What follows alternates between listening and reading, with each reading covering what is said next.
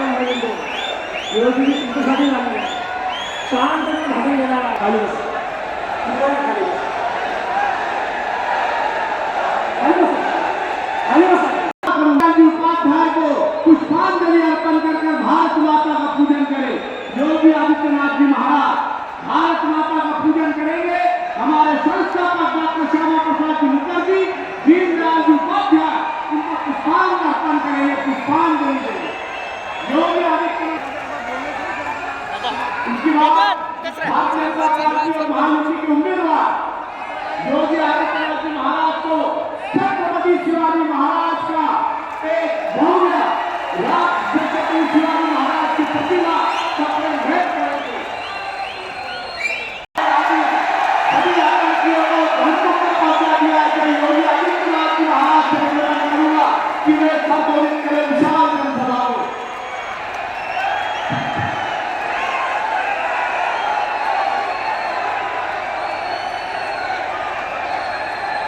भारत माता की, भारत माता की, भारत माता की, छत्रपति शिवाजी महाराज की, छत्रपति शिवाजी महाराज के, बाबा साहब भीमराव अम्बेडकर की, बाबा साहब भीमराव अम्बेडकर की, वंदे वंदे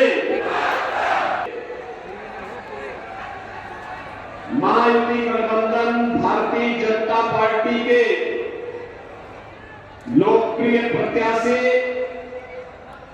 श्री रणधीर भाऊ सावरकर जी,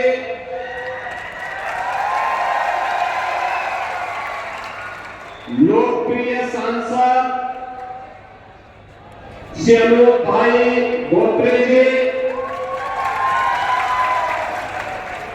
विधान परिषद सदस्य मान्य श्री बसंत खंडेलवाल जी, अकोला पश्चिम से महायुति गठबंधन भारतीय जनता पार्टी के प्रत्याशी श्री विजय भाऊ अग्रवाल जी, बालापुर से प्रत्याशी से बलिराम जी, जिला अध्यक्ष ग्रामीण अकोला श्री किशोर भाऊ मानते पाटिल जी,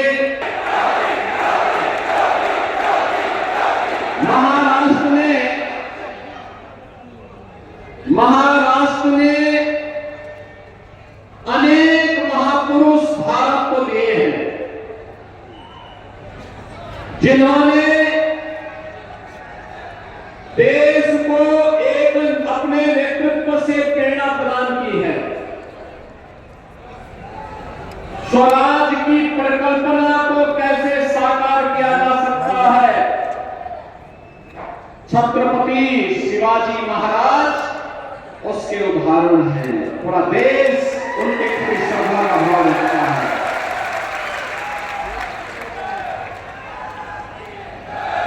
गणनायक से लोकनायक की यात्रा क्या होती है? लोगों मान्य बाल गंगाधर तिलक इसके उदाहरण है।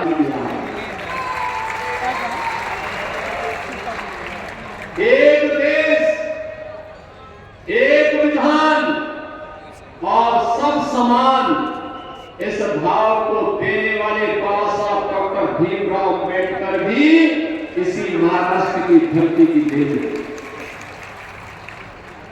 ऐसी पावन धरा और कौन ऐसा भारतीय होगा जो श्रद्धा भाव के साथ नमन करना चाहता होगा। और इसीलिए महाराष्ट्र के आप सभी बहन और भाइयों को मैं सादर अभिवादन करने के लिए आज अकोला में आया हूं, आपसे निवेदन करने के लिए। बहन और भाइयों, चुनाव अनेक होते हैं। भारत के लोकतंत्र में आप सबको कभी विधानसभा का, कभी लोकसभा का चुनाव करना होता है, कभी स्थानीय निकाय के चुनाव करने होते हैं। परिणाम भी आते हैं, लेकिन कुछ चुनाव में महत्वपूर्ण हो जाते हैं, देश के भाग्य के लिए बनाने वाले हो जाते हैं, देश के भाग्य को बिगाड़ने वाले होते हैं। 1946 में भी एक चुनाव ऐसा हुआ था जिसने भारत के भाग्य को बदल दिया था, भारत के भाग्य को दुर्भाग्य में बदल दिया था, भारत का दुर्भाग्यपूर्ण विभाजन हुआ था। तब कांग्रेस सत्ता के प्रति अति लिप्सा में देशवासियों के साथ धोखा करती, और उसके बाद जो कुछ हुआ वो सबके सामने लाखों हिंदू खड़े थे। देश का दुर्भाग्यपूर्ण विभाजन हुआ था।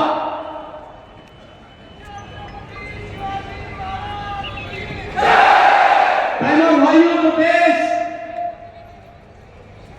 सृष्टि के प्रारंभ से एक भारत था, उस भारत के टुकड़े हो गए। लेकिन जो स्वतंत्र भारत हुआ, ब्रिटिशर उसको भी अनेक भागों में बांटना चाहते थे, लेकिन भारत माता के महान सपूत लोक पुरुष सरदार वल्लभ भाई पटेल की युक्ति के कारण अखंड भारत को आज जो स्वरूप हम देख रहे हैं, इसके शिल्पी सरदार वल्लभ भाई पटेल।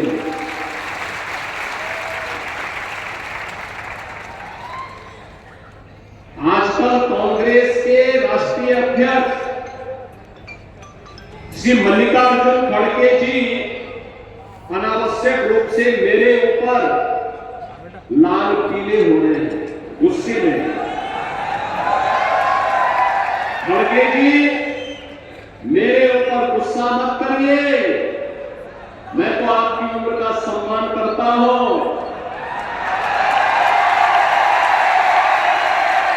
आपको गुस्सा करना है तो निजाम पर करिए, हैदराबाद की निजाम को। जिस हैदराबाद के निजाम के रजाकारों ने आपके गांव को जलाया था, हिंदुओं की निर्मम हत्या की थी, आपकी पूज्य माता को, आपकी बहन को, आपके परिवार के सदस्यों को जलाया था। इस सच्चाई को देश और दुनिया के सामने रखिए कि जब भी पटेंगे तो इसी प्रकार से पटेंगे। ये सच्चाई रखिए। आप वोट बैंक के लिए इस सच्चाई को देश के सामने रखने से कोताही कर रहे हैं, देश के साथ धोखा आप कर रहे हैं। मैं तो एक योगी हूं, मैंने तो एक ही बात सीखी है, मैंने तो एक ही बात सीखी है, हर काम देश के नाम।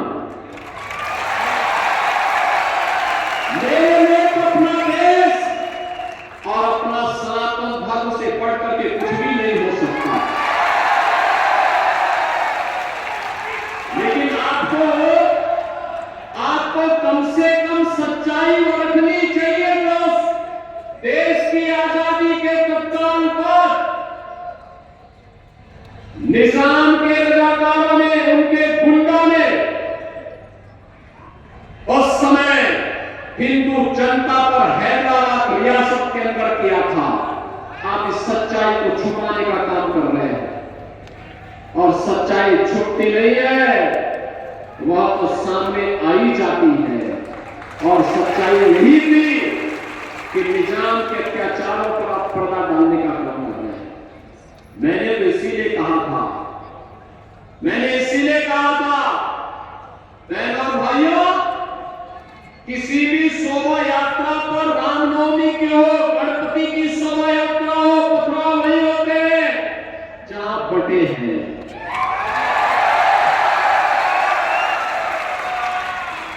अत्याचार वही होते जहां बटे हैं, और जहां बटे हैं वही कटे भी हैं। ये नया भारत है, नया भारत, नया भारत छेड़ता नहीं, लेकिन कोई छेड़ता है तो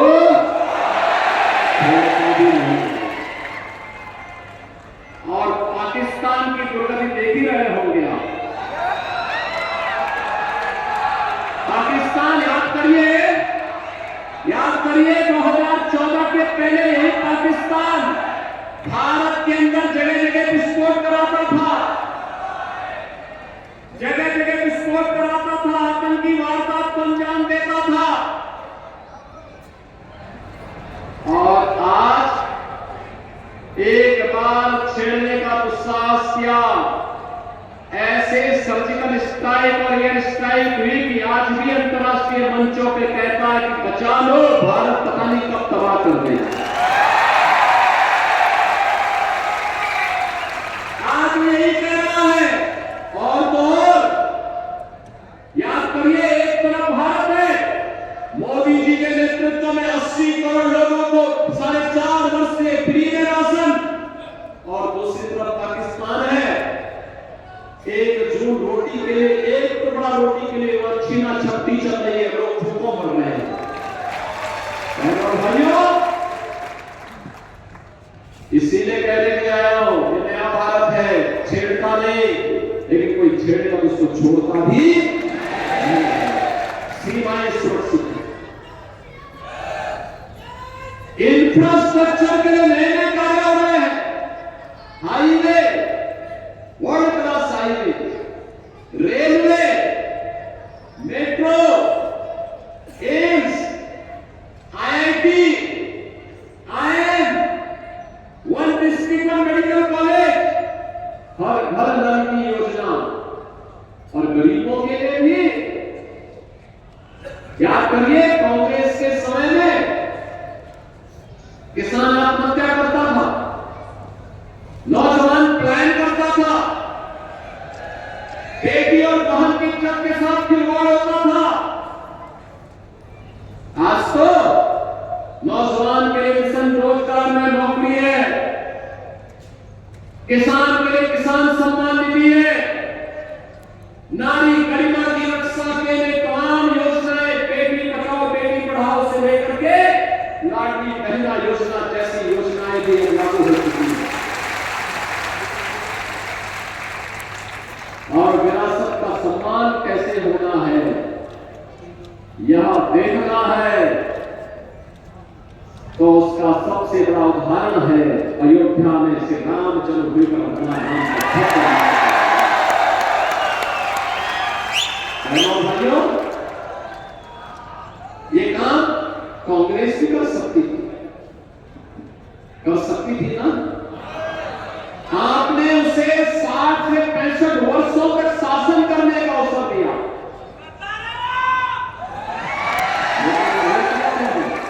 क्योंकि उनके एजेंडे में राम थे ही नहीं, कहते थे राम तो है ही नहीं। यानी जैसे कि धरती की सृष्टि, यानी सृष्टि के प्रारंभ में केवल कांग्रेस ही पैदा हुई थी, और कांग्रेस ने सिर्फ डिस्कवरी ऑफ इंडिया लिख दिया, बाकी कोई पैदा ही नहीं हुआ। राम नहीं हुए कहते हैं, कृष्ण हुए ही नहीं ये कहते हैं। हमें निकालने का प्रयास किया जाता है, हमारे अस्तित्व को निकालने का प्रयास कांग्रेस कहती है। जो कांग्रेस हमारे अस्तित्व को निकालने का प्रयास करती है, मैं आपसे कहना चाहता हूं, कांग्रेस का ही अस्तित्व को समाप्त करने का समय आ चुका है। उस कांग्रेस को अब अस्तित्वहीन करिए, क्योंकि ये देश की पूरी क्षति से पहले करे। समय आ गया है, हम भी निर्णायक लड़ाई लड़ें। अयोध्या की समस्या का समाधान न हो, इसके लिए कहते थे राम हुए ही नहीं। आप याद करिए, 14 में मोदी जी देश के प्रधानमंत्री बने, 17 में मुझे उत्तर प्रदेश का मुख्यमंत्री बनाया गया, और 2 वर्ष में उत्तर प्रदेश की समस्या, अयोध्या की समस्या का समाधान मात्र 2 वर्ष में। 500 वर्षों की समस्या का समाधान कमलनाथ की सरकार ने 2 वर्ष के अंदर किया। और बहनों और भाइयों, कमलनाथ सरकार का यही लाभ है, यही लाभ है। विरासत भी है तो विकास भी है, सुरक्षा है तो समृद्धि भी है। आज महाराष्ट्र महायुति गठबंधन के नेतृत्व में देवेंद्र फडणवीस, केंद्र में गडकरी जी के नेतृत्व में इंफ्रास्ट्रक्चर के वर्ल्ड क्लास कार्य,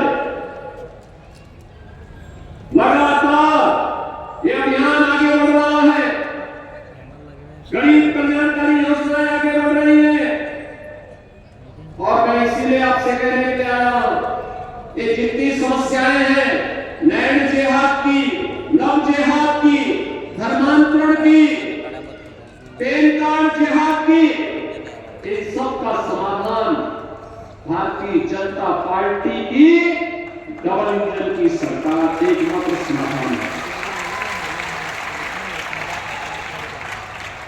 ये डबल इंजन की सरकार बुलेट की स्पीड से विकास भी कराती है और देशद्रोही तत्वों को राम राम सत्य है की यात्रा में भेजने का काम करती है। बहनों और भाइयों, आप सबसे मैं यही अपील करने के लिए आया हूं। देखिए, देश का इतिहास है, अयोध्या में 500 वर्षों तक अपमान इसलिए झेलना पड़ा क्योंकि पटेल थे। काशी में इसलिए झेलना पड़ा क्योंकि पटेल थे। मथुरा में इसलिए झेलना पड़ा क्योंकि पटेल थे। हमें देश के अंदर अन्य स्थानों पर भी इसीलिए झेलना पड़ रहा है क्योंकि हम पटेल थे। ये जाति के नाम पर बांटने वाले जितने भी नेता हैं, ये सभी देश के साथ विश्वासघात कर रहे हैं। ये देश के साथ विश्वासघात कर रहे हैं। हमें पढ़ना नहीं है, पटेंगे तो कटेंगे और एक रहेंगे तो एक रहेंगे। ये घर घर पहुंचाइए। ये देश हमारे पूर्वजों का है। आपके पूर्वजों ने इस देश को बनाया। ये देश किसी पार्टी का विरोधी नहीं है। इस देश के लिए आपके पूर्वजों ने अपना लहू बहाया है और इसलिए भारत की एकता अखंडता को किसी को हमें चोट नहीं पहुंचाने देनी है। इसी के लिए मैं आह्वान करने के लिए आया हूं। ये चुनाव हमारे लिए भारत के अस्तित्व और अस्तित्व को बचाने की लड़ाई का हिस्सा है, क्योंकि अगर महाअघाड़ी गठबंधन कांग्रेस के नेतृत्व में आता है तो बहनों और भाइयों, ये महाअघाड़ी गठबंधन का मतलब ये महाअघाड़ी नहीं, महाअनाड़ी है। ये राष्ट्र के साथ धोखा देगा, वोट बैंक के लव जिहाद को बढ़वा देगा, लैंड जिहाद को बढ़ावा देगा, अराजकता को बढ़ावा देगा, गणपति की शोभा यात्रा पर पथराव करवाएगा, रामनवमी के जुलूसों पर हमला करवाएगा। यह नहीं चल सकता है। स्वतंत्र भारत इसको स्वीकार करने को तैयार नहीं है।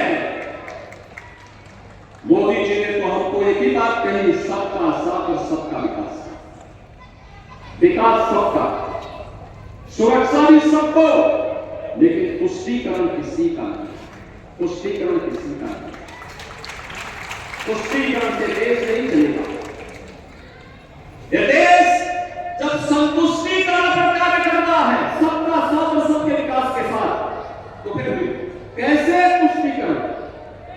भारत का कानून सब पे लागू हो।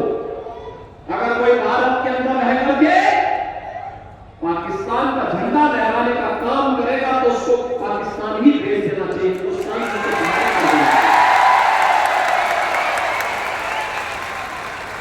बहनों भाइयों, ये स्वीकार नहीं होना चाहिए। भारत के अंदर रह करके भारत को गाली दोगे, भारत माता के प्रत्येक शब्दों का प्रयोग करोगे, भारत के देवी महापुरुषों के प्रति अपमानजनक टिप्पणी करोगे, तो यह किसी भी स्थिति में स्वीकार्य नहीं, किसी भी स्थिति में स्वीकार्य नहीं। आप चाहेंगे तो इनको भी, जो भारत की एकता अखंडता को चुनौती देते हैं, भारत के महापुरुषों का अपमान करते हैं, भारत माता के प्रत्येक शब्दों का प्रयोग करते हैं, इनको भी उसी यात्रा पर भेजने की तैयारी करेंगे जिसकी हकदार होंगे। और इसलिए बहनों भाइयों, हम सब आपसे कहने के लिए आए हैं। आज मैं आप सबसे कहने के लिए आया हूं कि महायुति गठबंधन का भारतीय जनता पार्टी के नेतृत्व की सरकार महाराष्ट्र के अंदर बनने की आवश्यकता है। कमल इंजन की सरकार में ताकत होती है, सुरक्षा भी है तो विकास भी है। उत्तर प्रदेश के अंदर कमल इंजन की सरकार है, उसका लाभ है। अयोध्या की समस्या का भी समाधान हो गया और वहां पे जितने दुकान तबाह किया इस सब को भी आज जहन्नुम की यात्रा में भेज दिया। आज उनके लिए धरती माता के अंदर कोई जगह नहीं है, उनके लिए जहां जगह होनी चाहिए थी वहां चले गए। वहां पर बेटी और बहन दोनों सुरक्षित है, वहां लव जिहाद भी नहीं है, लैंड जिहाद भी नहीं है। वहां पर 25 करोड़ की आबादी यूपी की, कोई दंगा नहीं, नो दंगा, no curfew, no curfew, no दंगा, और यूपी में है सब चल रहा है। और बहनों भाई इसमें आपसे कहूंगा, आप में से अकोला से कितने लोग अयोध्या में रामलला के विराजमान होने के बाद? अभी कम लोग गए। और मैं यहां पर श्री संजय भाऊ धोत्रे से, श्री रणवीर भाऊ सावरकर से, श्री विजय भाऊ अग्रवाल जी से, श्री बसंत खंडेलवाल जी से और बलराम जी सिरसार जी से कहूंगा कि चुनाव के बाद ट्रेन बुक करवाइए और यहां की जनता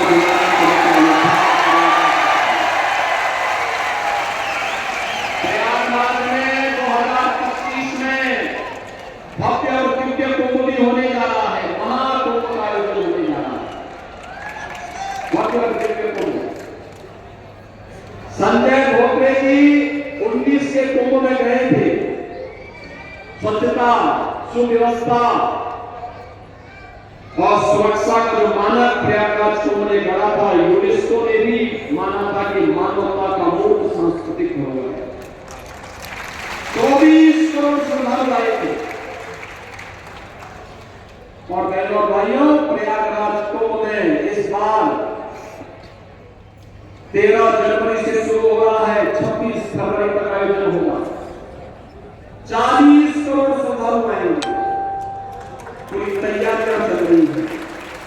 और मैं आमंत्रित करता हूं महाराष्ट्र अकोला के आप सभी बहनों भाइयों को सनातन धर्म के सबसे बड़े समागम में आप भी भागीदार बनिए।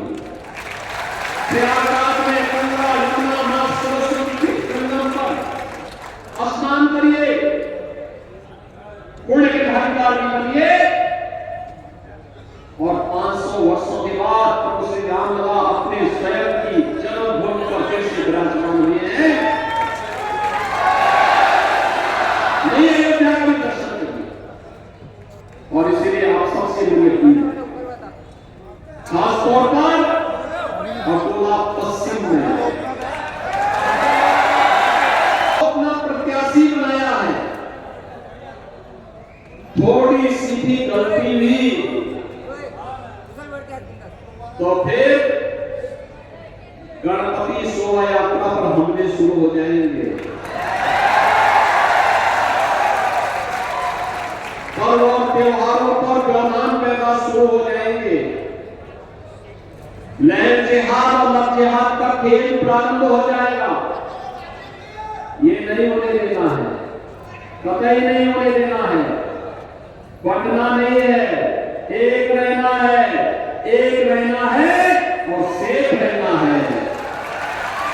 एक रहेंगे, एक रहेंगे, सेफ रहेंगे। और एक रह करके हमें कार्य करना है अकोला पश्चिम में। और इसी प्रकार से श्री रणवीर भाऊ सावरकर हैं पूर्वी, अकोला पूर्वी से, बलराम जी सिरसार हैं बालापुर से,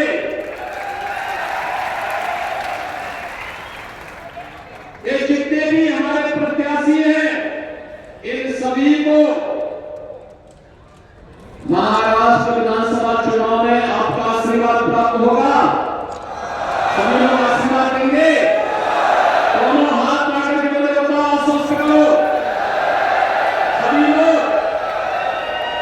आशीर्वाद देंगे? सभी लोग तैयार हैं?